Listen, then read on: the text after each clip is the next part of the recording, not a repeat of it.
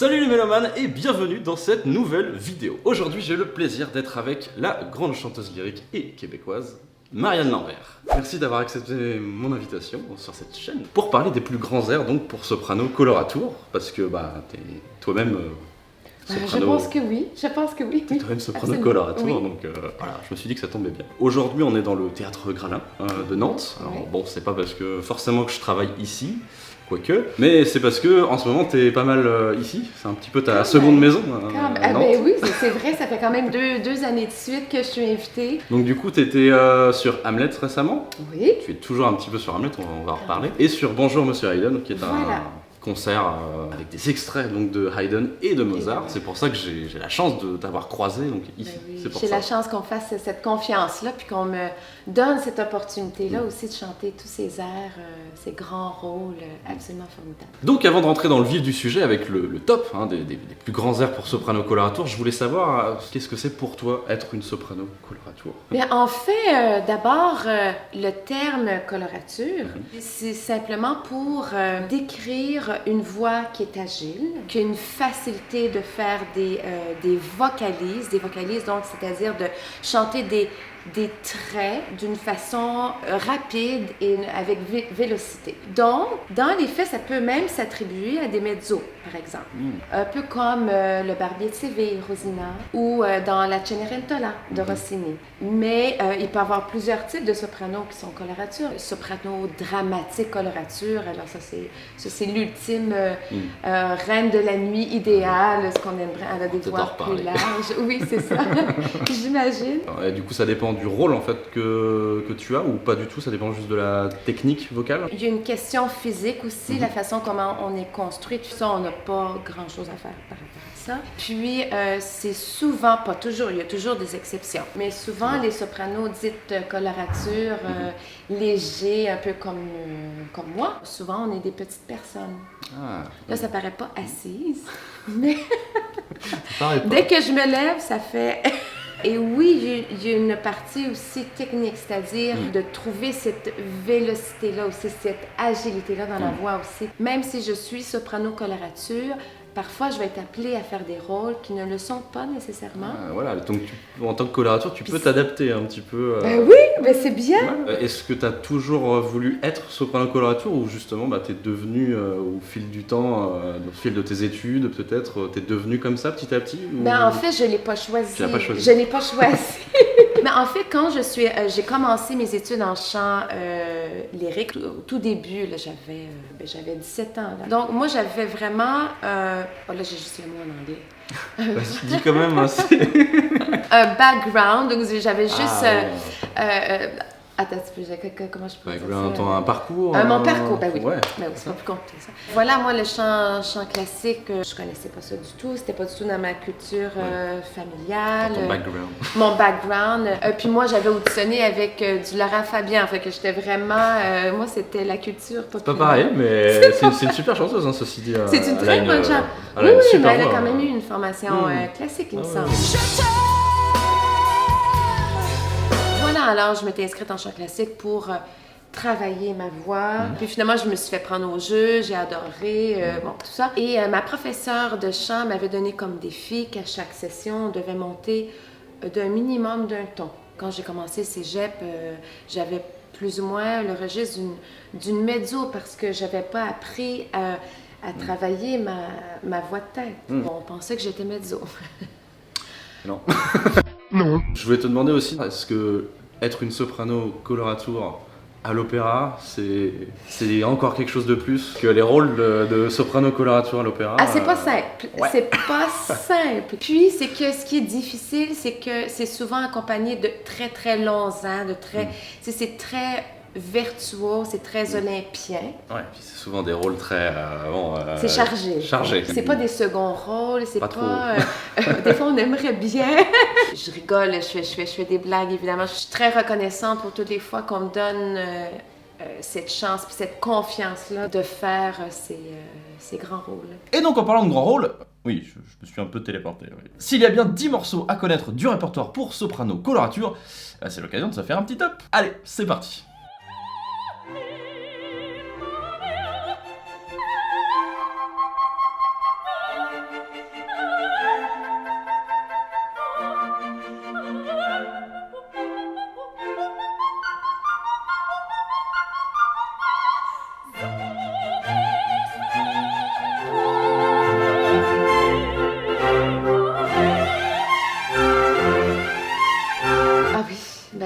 pas. On peut pas y échapper. On peut pas. Je l'ai déjà chanté 20 fois. C'est le minimum pour une soprano coloratura. C'est pas donné à toutes les coloratures de faire la reine. Il faut avoir les contrefa très faciles. Ce que j'aimais pas, aucune transition entre et avant les airs ou après les airs. Ah, c'est vraiment Tu bam, rentres, tu ouais. fais ton air et tu t'en vas. Puis moi, j'aime beaucoup travailler. J'aime beaucoup l'interaction avec mes pairs. Puis dans ce rôle-là, ben, ça manque un peu. Oui, surtout que la Reine de la Nuit, c'est un peu le méchant de l'histoire. Hein. Donc Claire est très jolie, très virtuose, etc. Sauf qu'elle incite Pamina au meurtre, hein, littéralement. Hein. Voilà, surtout qu'elle lui dit « Si tu ne tues pas Zarastro, t'es plus ma fille. Hein. » Donc je peux comprendre que voilà, des chanteuses comme Marianne Lambert préfèrent d'autres rôles. Hein. Des rôles un petit peu plus légers, hein, comme c'est le cas du prochain. Oui, je me sens évidemment beaucoup plus associée à ce type de rôle. Puis Massenet, je veux dire, c'est un compositeur que je vénère. Il écrivait très bien pour les rôles Vraiment. féminins, vraiment très bien. Il adorait les femmes, oui. donc forcément, il aimait extrêmement bien écrire pour les chanteuses. Mais c'est réciproque. Voilà. C'est réciproque. Donc ce Cendrillon de Massenet, c'était pour moi quelque chose d'assez spécial parce que c'était là où justement je t'ai découvert. Ben oui. Parce que c'était l'année dernière du coup à Argelante Opéra et c'était aussi mon premier opéra sur lequel j'ai vraiment travaillé. Donc, C'est vrai. ouais, donc pour moi ça a été, ça a été génial. superbe du coup de travailler sur le Cendrillon de Massenet et du coup de t'entendre dans le rôle de la fée qui t'allait très bien je trouvais. Donc, merci beaucoup. ouais. Mais ça me touche, ça me touche beaucoup. Donc après ce petit moment un petit peu émotion, hein, je vous propose donc d'écouter un petit peu la voix de Marianne Lambert qui interprète le rôle de la fée dans le Cendrillon de Massenet, produit à Argelante Opéra l'année dernière justement.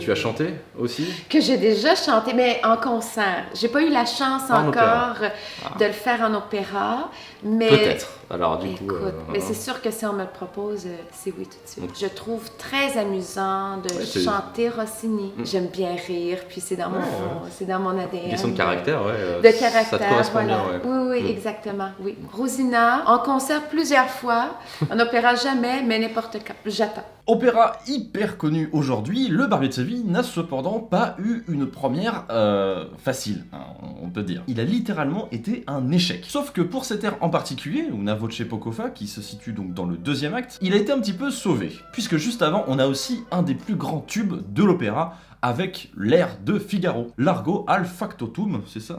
Factotum, ouais c'est ça.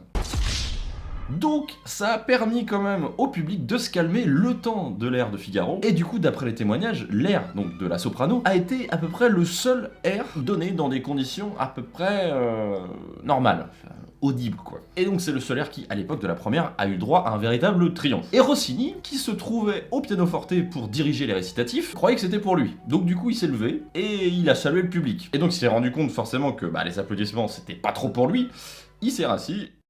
Donc c'était un petit peu le moment Malestévé hein, de la première.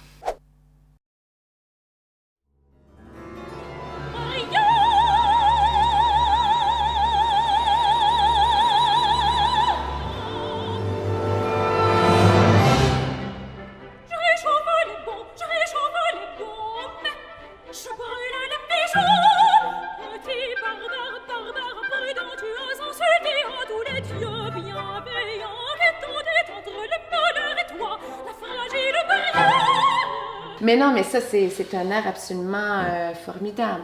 C'est beau, c'est magnifique. J'aime bien Ravel. J'ai pas eu la chance de le chanter souvent, beaucoup, mais ce que j'ai chanté, évidemment, c'est un plaisir, puis c'est un compositeur français. L'Enfant et le sortilège de Maurice Ravel n'est pas tout à fait un opéra, au sens traditionnel du terme. Il a plutôt écrit ça d'ailleurs comme étant une fantaisie lyrique. Donc je vais pas forcément vous raconter l'histoire, le meilleur moyen de le découvrir, c'est encore de le découvrir donc, sur scène, en concert. C'est une composition vraiment unique en son genre, puisque les rôles donc humains sont confiés forcément à des chanteurs, mais aussi les rôles animaux et les rôles d'objets. Puisque après un petit sortilège, donc le chat, une théière ou d'ailleurs le feu sont transformés en humains, en tout cas sont personnifiés. Et donc parmi tout ceci, il y a l'air du feu confié à une soprano colorature justement. Je brûle les méchants.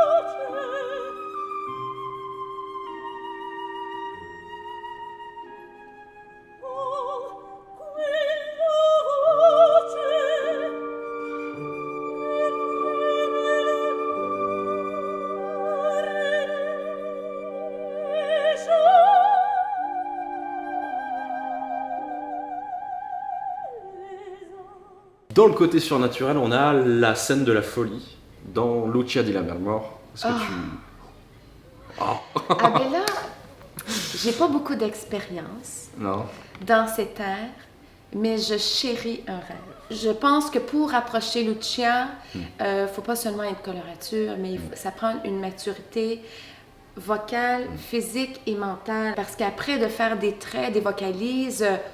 juste comme ça, sans que ça soit nourri par les émotions, sans que ça soit réel, mais en fait, ça vient pas toucher. Donc ouais, c'est une scène que tu rêves de chanter. De plus en plus, on m'en parle. Est-ce que tu as pensé à Lucia? Est-ce que tu as pensé à travailler Lucia?